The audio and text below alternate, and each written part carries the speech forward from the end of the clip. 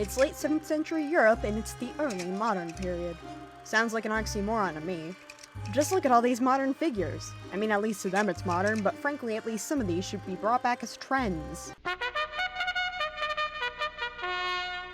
But along with early modern culture, it was also a period of early modern thought, with the scientific revolution being still in swing. Scientists were studying the stars, mathematics, and how apples fell from trees or something important like that. Key figures like Newton, Galileo, and Descartes were the names floating around the most at this time.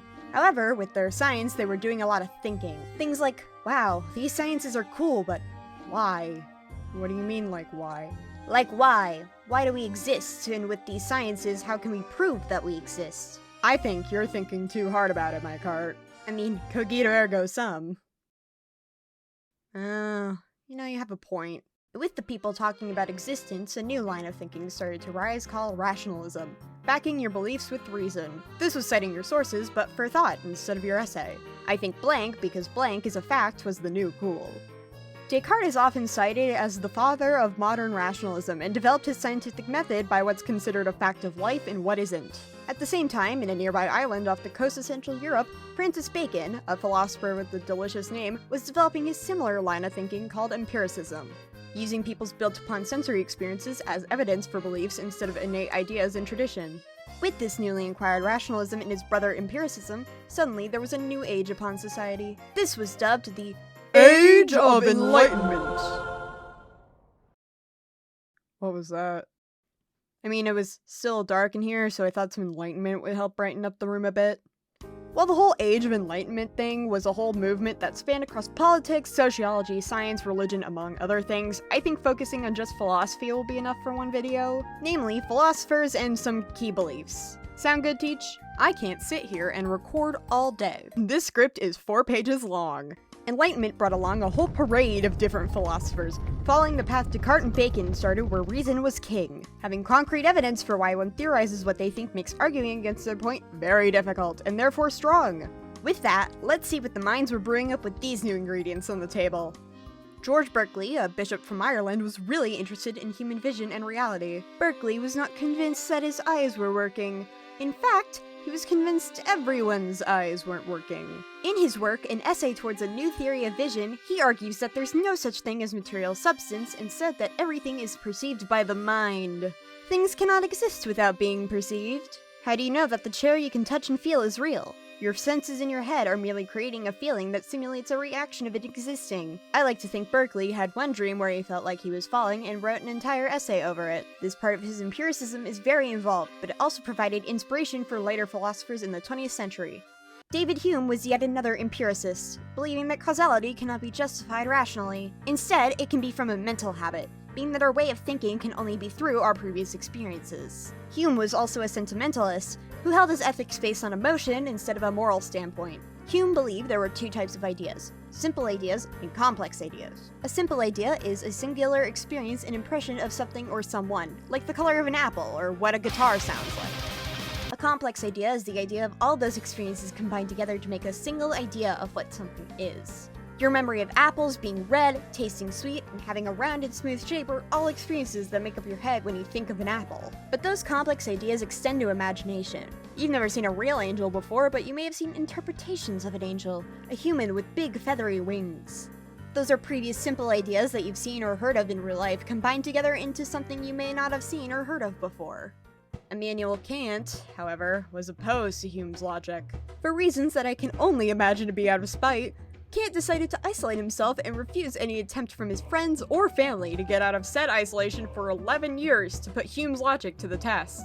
He emerged from his isolation much like a bear would emerge from its hibernation in the spring, except if winter lasted 40 times longer. And the bear was a man. He had it. His biggest project yet. An 800-page critique full of big words like Verschlimmbesserung, and long explanations just for his fellow men to read. The Critique of Pure Reason. In his Critique of Pure Reason, Kant talks about how some knowledge comes from the mind inherently, even before experience. Some worldly objects were considered a priori, being intuition, and intuition was very distinct from objective reality. Funnily enough, the critique was met with disappointment by his readers. It was a convoluted 800-page long book that took 11 years to make. Not many people were interested in finding out his ramblings. This hurt Kant's feelings. He would make a second version, trying to summarize his points with little fanfare. Give him a second, his reputation will rise in no time, I'm sure. Just not in this decade. Kant would go on to do a bunch of critiques. While he was publishing his second of his 4-part essay on religion versus reason, King William II censored any critique of religion in the context of the French Revolution. So Kant just saved them all, to publish later as a book, through a university, to which the king reprimanded him for it. Kant didn't listen, and followed up with a second edition of his work, Religion II, Electric Boogaloo. The king got so mad that he specifically arranged for a royal order to keep Kant from ever speaking about religion again. Guess what Kant did? You'll never be able to guess. And while we're here, let's keep the spotlight on Kant for a little bit longer while we move along, because he was truly a character. He's sort of considered the face of the Age of Enlightenment. Aside from Caesar Beccaria, who focused on penology, and his treatise on crimes and punishment created one of the first modern arguments against the death penalty that still preside today. But that's the justice system, totally different. And besides the point, let's keep our eyes on Kant and rewind to before his 11-year quarantine. Because Kant had developed his own philosophical term for his beliefs, fittingly called Kantianism. I don't know if he was the one to coin that term, but showing your ego there, Kant. Don't trip on your narcissism on your way out. It covers his priori beliefs and stuff I mentioned before. It focuses on duty rather than moral action in accordance with some other principle called the Maxim. Because Kant likes to use a lot of big words here that will go through one ear and not the other, let me summarize in the simplest way I can.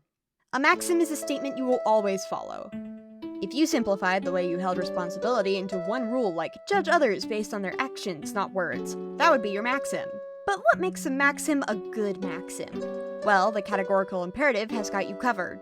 Simply put, would the world explode if everyone held your maxim? Kill anyone who annoys you is not a good maxim, because everyone is annoying.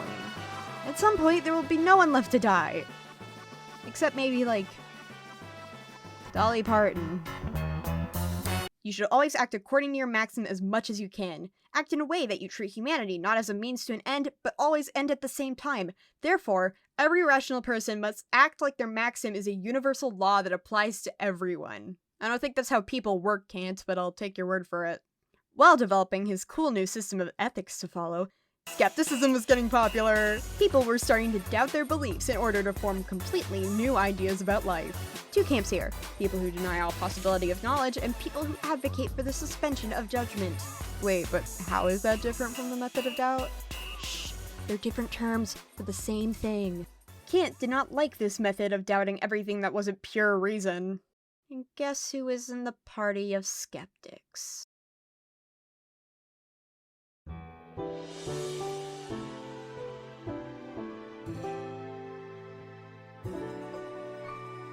The Age of Enlightenment bore fruit to all kinds of beliefs, mainly focusing on determining what was pure reason and what could you hold as suspension to belief. Could you believe something that you couldn't prove? Certainly, that's what all these philosophers wanted to find out for themselves. Kant certainly knew his answer, and he was going to argue it if it was the last thing he did. Some may say that stubbornness can blind you, but you can just wear sunglasses.